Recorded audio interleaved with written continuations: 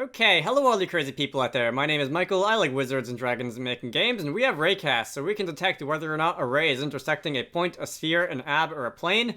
And that allows us to do some handy things like figure out if the mouse cursor is over this block or not. Today we're going to be going a little bit farther than that. A little bit farther with the Raycasts, and we're going to be adding some information to the Raycast checking functions that determines whether or not only whether or not there was a collision detected, but also some information about that collision, such as the exact point in space where it happens, the exact point in space where the ray intersects the shape, as well as the object itself. So if you're raycasting against multiple objects in a game world, not only do you want to know if the ray intersects any of the shapes or not, but you also usually would like to know which shape it hits first, and also the surface normal of the surface that it hits. And that can sometimes allow you to do useful things like having an object bounce off a wall, having a ball bounce off a wall or something like that, or it can allow you to do some useful things such as if you're making a first-person shooter, and if you shoot something, you might want a little decal to show up on the wall and to be oriented in the correct direction. So let's start by going into this call_helper functions script, and let's define ourselves a class. And this isn't going to directly relate to 3D collisions, but it will just be a struct which contains some of the general information that I mentioned. So let's call it function raycast hit information. This needs to be a constructor, and it needs to take no parameters to the constructor, but it will define a few values. That can be self.shape. Going to define that to undefined. Self.point is going to be undefined, so that is going to be the point in space where the intersection happens. Self.distance is going to be, I'm going to set this to infinity. We're going to store both the point in space where the intersection happens as well as the distance from the ray to the point. You can derive one from the other, but I'm going to include both just so that we don't have to do a bunch of redundant calculations over and over again. And self.normal is going to be undefined, and that is going to be also a vector 3, which contains the surface normal of whatever surface was hit. I'm also going to give this thing a method. That method is going to be static. I'm just going to call it, let's just call it update. This is going to be a function which takes 4 arguments. 1 is going to be the distance. 2 is going to be the shape. 3 is going to be the point, and 4 is going to be the normal. This is going to be a function which it's essentially a setter, in an object-oriented programming terms, a mutator, which sets the value of these things, but it's only going to do it if the distance parameter to this method is less than self.distance. So self.distance, this raycast hit information struct is going to store the nearest object to the source of the ray, which has been hit. It's also going to store the distance to that hit, and when we call the update function with a new distance, with a new shape, with a new point, and with a new normal value, we're going to see if the distance to this new hit location is less than what we've already stored. If it is less than the hit information that we've already stored, we're going to update the hit information. So we can say self.distance is going to equal the parameter distance. Self.shape is shape. Self.point is going to be point, and self.normal is going to be normal. Otherwise, if the raycast hit information struct already knows that there is a closer intersection of the raycast to some other shape than what we're trying to update it with, then we're just going to ignore all this and we're not going to change anything. So that's going to be our raycast hit information struct. I'm going to go to GitHub desktop. I'm going to create myself a weak 6 branch raycast extra, we can call it, and I'm going to bring my changes over. Yes. I'm going to commit this change. Added that. Okay, that's easy enough. Next, I'm going to update all of the check ray methods and all of the shapes in this code here, and I'm going to have them all accept not only a array object but also a hit info object struct, and that is going to be if you're just doing a raycast against a single object, it would be simpler to, instead of returning true, false, and then taking the hit info as an input parameter and setting its values, it would be easier to just return a a new instance of the raycast hit information. But if you're going to be checking a ray against an entire like collision world, if you've got hundreds and hundreds of collision objects and you want to raycast against each of them, then in that case it would make more sense to have a single persistent raycast hit information object and pass it to each of the check ray functions in turn, so that you can save the information for the nearest raycast hit and that sort of thing. So I'm just going to go through each check ray method, and I'm going to just add that extra parameter. That is sphere. This is ab. This down here is plane. I would also like it in the call array raycast itself, like this. Yeah, we will be passing this parameter to the check ray methods over here in the call array class. This code probably is not going to be called very often. It is just here as a formality. And I suppose because why not? Honestly, we can add that to check line as well.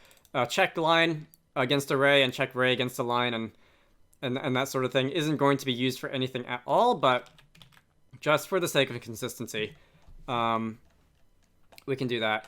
And then there remains the matter of where are we in the draw method. This is where we're actually calling the check ray methods of each shape that's in the world. I'm going to instantiate a hit info struct, so this is going to be equal to new raycast hit information. So we're going to instantiate one of these. We are going to pass in this hit information object to the check ray function, and this is honestly a bit of a violation of object-oriented programming principles, but if the check ray method returns true, then we know that the hit info struct will contain some values in its shape, its point, its distance, and so on fields, and we will be able to actually do something with that. So for now, we can just say something like show message hit info dot shape plus was hit. This should probably be converted to string because this will actually be a struct. You can use the instance of function to get the name of the struct if it was created with a constructor. That's not what I'm really going to do. What I'm actually going to do is I will say matrix set matrix world matrix build hit info.x hit info.y hit info.z 0 rotation and 1 1 1 scaling. At the end, matrix set matrix build identity, so reset the transform, and then we will vertex submit. I'm just going to draw the point at the point of intersection. So that can be, where are we? What's the shape? It's just called point. Okay. We can draw a point. That's the vertex buffer. The primitive type is a PR triangle list, and the texture is going to be -1 because we are not going to be using a texture. And we can do the same thing for this one down here. Instead of printing out whatever object is under the cursor, we can actually draw a little ball at that position where the raycast is detected.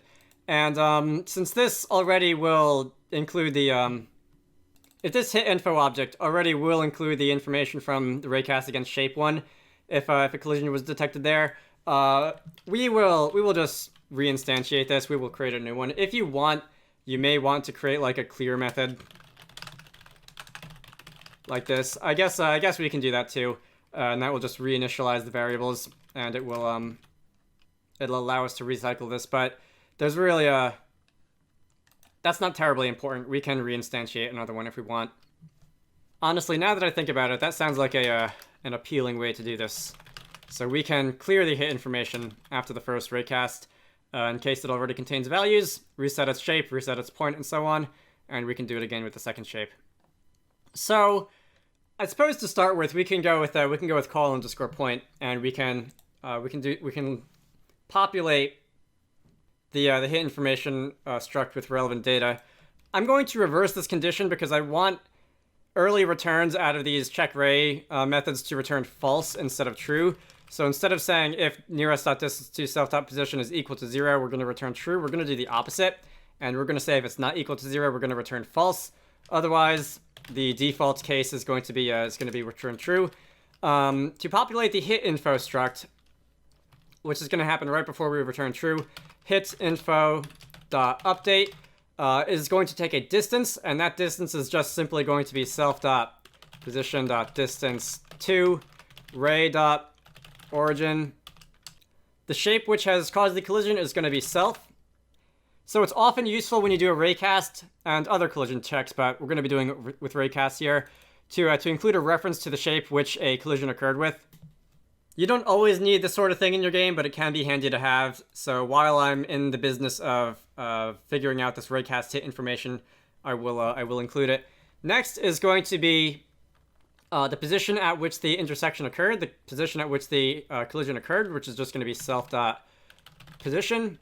And lastly is going to be the surface normal of the position in space where the collision occurred. And points in space are kind of funny things in that they don't have normals because they're one-dimensional and they don't have any orientation. You can't rotate a point in any meaningful way outside of like quantum mechanics. So I'm just going to pass an undefined.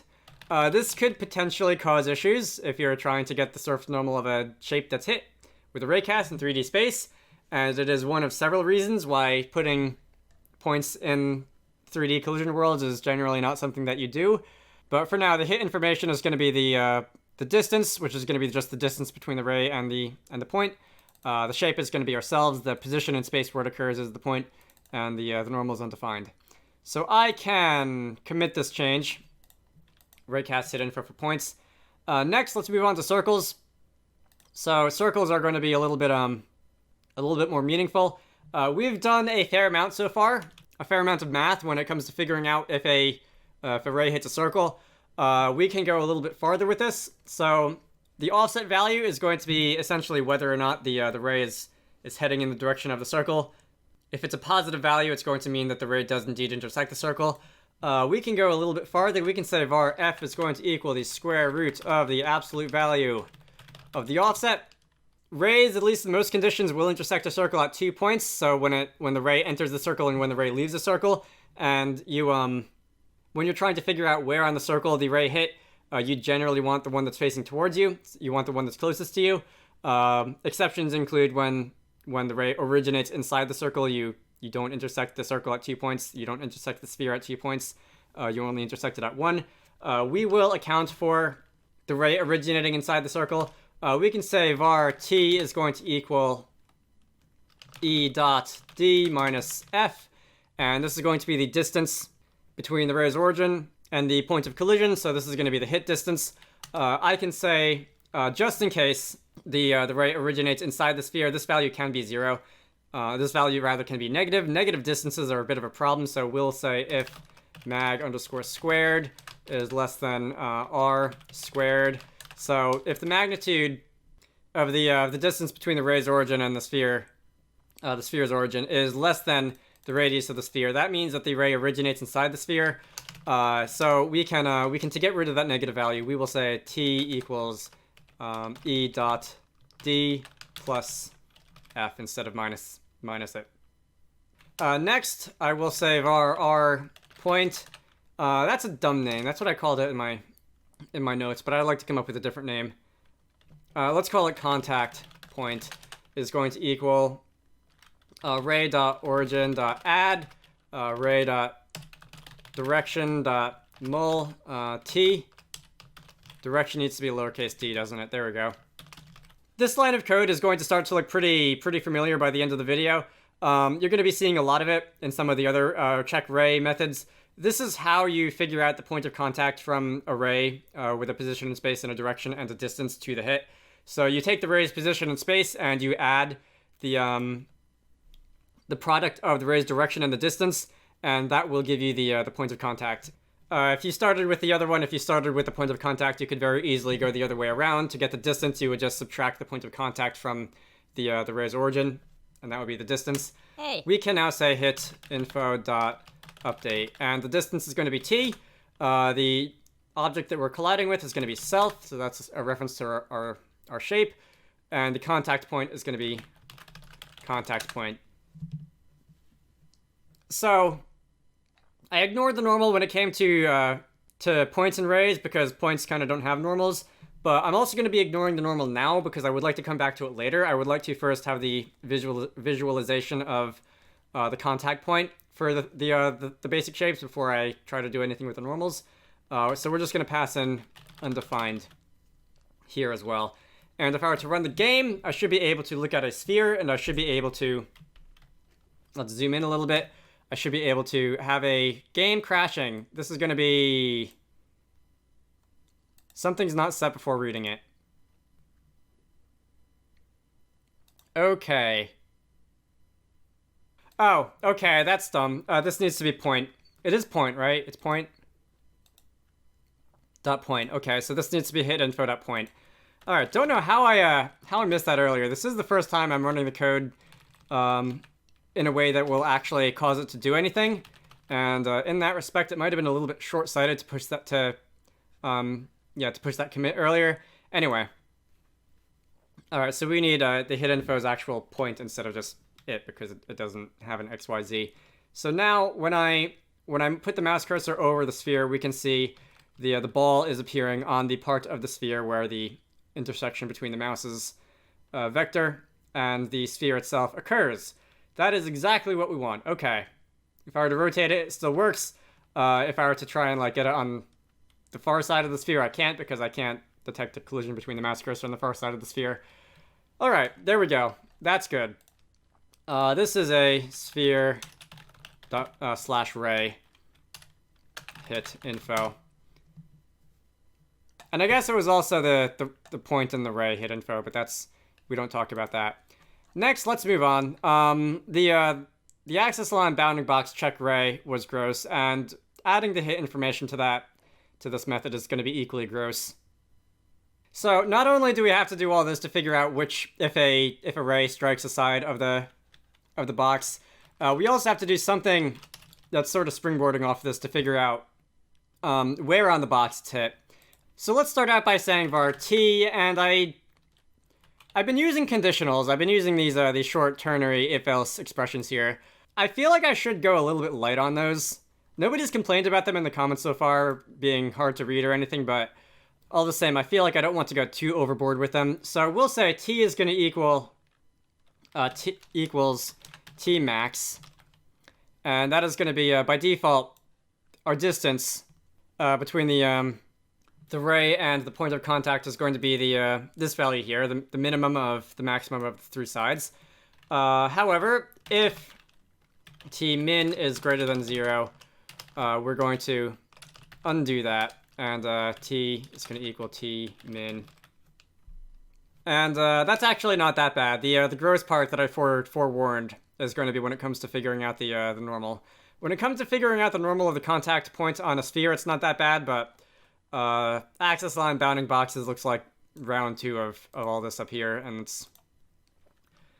we'll get through it. So hit info dot update. The distance is going to be t. The object is going to be self.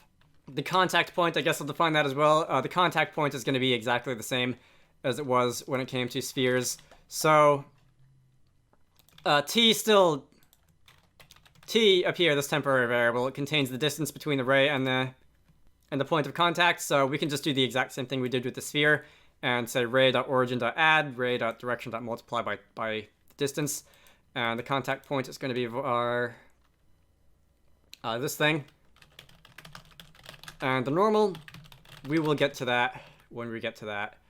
Okay, now let's run the game, and this should have if we were to add a box. Let's try to go for a bigger one. These shapes are randomly generated. The sizes are randomly generated. And the big ones are a little bit easier to work with.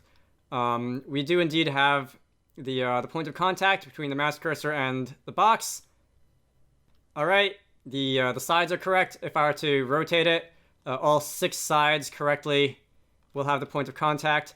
It's a little hard to see when it's on the back because of the lighting and the shadow, but you can see all 6 sides of the box are looking pretty correct. Okay, that's good enough for now. This can be abs /ray hit info. All right, there's one more before we get onto the normals at least, and that's going to be ray versus plane. This is actually pretty convenient. This is going to be pretty easy because t, we already have the distance between the ray's origin and the point of contact. It may be actually possible to simplify this if you're not interested in the hit information. It may be possible to write a simpler version of plane.checkRay if you're not interested in the hit information. But since I am, I'm going to be leaving this here, and I'm just going to simply say result results.up. No, it's not result, it's hit info.update. The distance is t, the object is self. The point is going to be, let's define the contact. Is that still on my clipboard? I can just copy paste this. That's still there. We can just go with contact, point, and the normal is going to be undefined. Although if you're thinking ahead a little bit to when I do get around to doing the normals, I'll give you a hint. The normal of a plane is sort of built into the plane when we define the plane shape. So that's gonna be pretty easy when we get down to that. Let's run the game now, and we should be able to instantiate a plane, and we should be able to anywhere where the mouse cursor is. If it's far away, it's hard to see because it's only a couple pixels big. But anywhere where the mouse cursor is, we can see that the contact point is also right there. If I were to rotate the plane, we can. Whoops. Which direction am I going in? If I were to rotate the plane, let me make it a little bit more perpendicular. And if I were to look out here, you can see that the contact point is in the correct place, extending off to infinity, or almost infinity anyway, because this actual 3D model is not infinitely big. Okay, that is the contact point of a ray and a plane. I can ray plane hit info. All right, time for normals. To start with, to visualize this, it may be intuitive to draw like an arrow or something pointing out of the surface to indicate the direction that the normal is looking. I do not have any code set up to draw an arrow in 3D space based on a normal vector. And you could, but that is, I think a simpler solution is more than adequate. I think a simpler solution here is more than adequate. So instead, I'm just going to draw a second ball, and that second ball is going to be at the location of the hit info.point, point x, point y, point z, offset by 1 unit in the direction of hit info.normal.x. And on the y-axis, it's going to be hit info.normal.y, and on the z-axis, it's going to be hit info.normal.z. We're going to be drawing 2 balls, one which is at the exact point of contact, and one which is offset in the direction of the normal. And that will be enough information to tell us which direction the normal is looking in, which is what we want. Vertex submit matrix set. Okay, I will just copy this into the second case up here. If I were to land the mouse cursor perfectly on a point, it would just crash because the normal x, y, z is not going to really exist in that case. So I'm not going to attempt to do that. Unless you really, really want to see my code crashing. But, however, when it comes to circles, spheres rather, we can actually evaluate a normal here for the surface of the sphere for the point where the raycast intersects it. And this can just be, where am I? This is still point. I need to scroll down to sphere. Sphere is over here. This is just going to be contact point dot sub self dot position dot normalize, and that is all we have to do to figure out the normal of the sphere at any given point on the sphere. First, I'll run the game so that we can see it in action. After that, I will explain it. This is a bit of a handy mathematical trick when it comes to spheres for evaluating the surface normals at any given point. You can see we have 2 balls. One is the actual point of contact, and the other is sticking out of it. It looks like a Pinocchio nose or something. Honestly, and I'm not trying to throw shade at anyone here, but it looks like the face of a character for, like, the first 3D character that someone might try to make based on primitive shapes, built out of primitive shapes with like a sphere for a head and a sphere for a nose and like blocks and cylinders for a body and feet and that sort of thing. Anyway, we can see that the second ball is pointing out of the sphere in the direction that would be the surface normal of the point of contact. All right, good, that works. So let me commit this and then I will explain myself a little bit. sphere, ray, surface normal. So if you've never seen this before, this is a bit of a handy mathematical trick when it comes to evaluating normals and spheres. So the normal of any point on the surface of a sphere is just basically the direction from the center of the sphere to that point. If, for example, and I'm going to just use 2D circles for demonstration purposes here because they're a little bit easier to think about in your head. If you had a circle at the world origin with a radius of 1 and you wanted to get the surface normal of the circle at the position on the sphere of x equals 1, y equals 0, then the surface normal of that point, x equals 1, y equals 0, is just basically going to be that exactly, x equals 1, y equals 0. If you are trying to get the surface normal of a point on the circle at the top, so y equals -1 and x equals 0, then the normal is going to be y equals -1, x equals 0.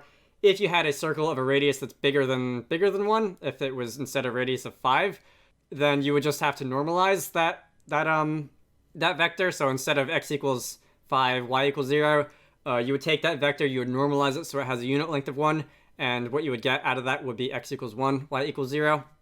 And if you had a circle which was a point in space other than the world origin, you would just have to shift your frame of reference, as it were, and subtract the sphere's position from the point in space. So as we were doing here, we're looking at the point of contact, which is a point on the surface of the sphere, and we're subtracting the sphere's position, and we're just normalizing that so it has a unit length of 1. And in case you were curious, this does work in any number of dimensions. This does work with spherical objects in any number of dimensions. So it works with circles in 2D, it works with spheres in 3D. If you somehow pictured a hypersphere in your head, good luck. The math would work with the hypersphere as well as higher dimensions. So that's pretty cool. Next, let's get on to what I've been dreading this entire video, and let's do the hit information on the axis line bounding box. And there are more ugly and less ugly ways you can do this. I hope this is at least tolerable. The normal of the surface that the ray hits on the axis line bounding box is going to depend on which face of the box it hits. So if it hits the leftmost face, which would be T2, I think, with the box max. If it hits the rightmost face, no, the other way around, with the box min, it would be T1. The surface normal is going to depend on which one of those we hit. So we can say if t, so if the distance to the point of contact is equals to t1, which is basically the distance to any point of contact with what is that, the leftmost facing side of the box, then I'm going to define a temporary variable.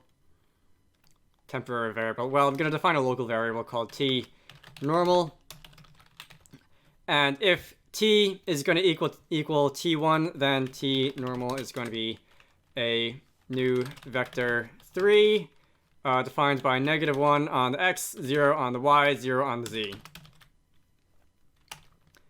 Else, if, and you don't really need the else here because t can only equal 1 at a time, and it's not going to ever be the case that multiple of these conditions are true, unless I suppose you're right on the corner or something.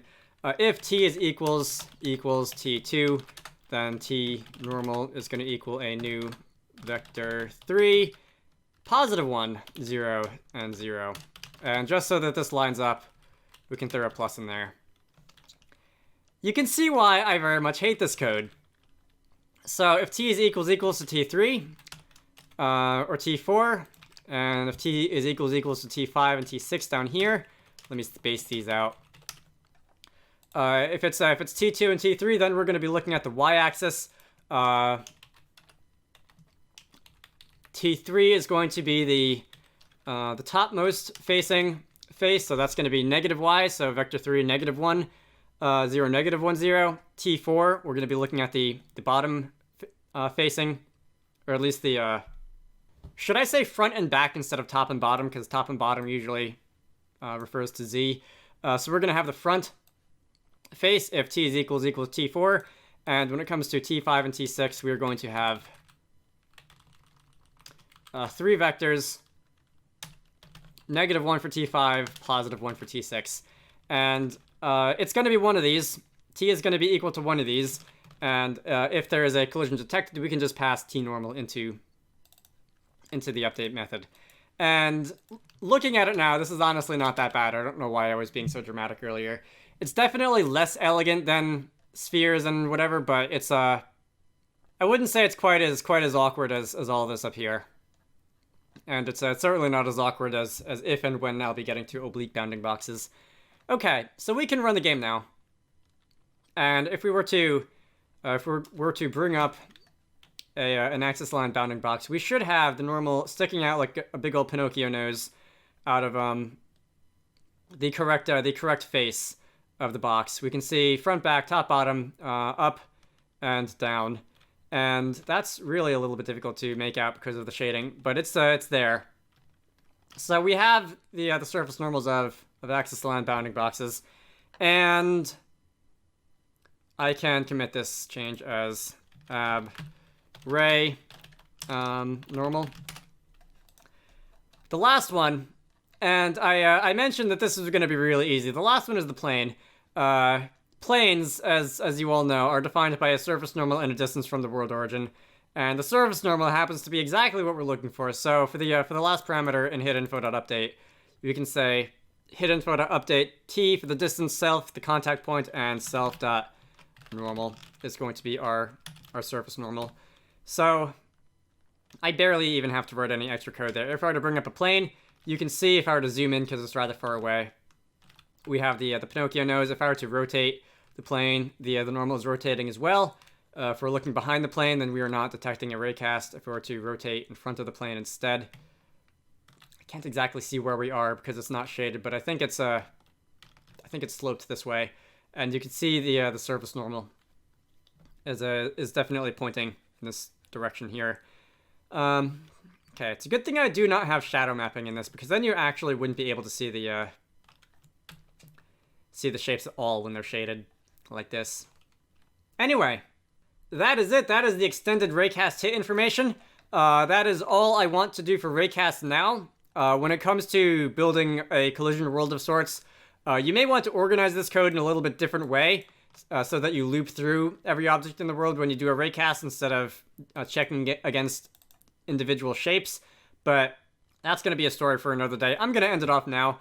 I hope you found this useful. I try to post about 2 game dev videos a week, 1 tutorial like this. Let me make this commit. It's hardly worth a commit, but plain ray normal.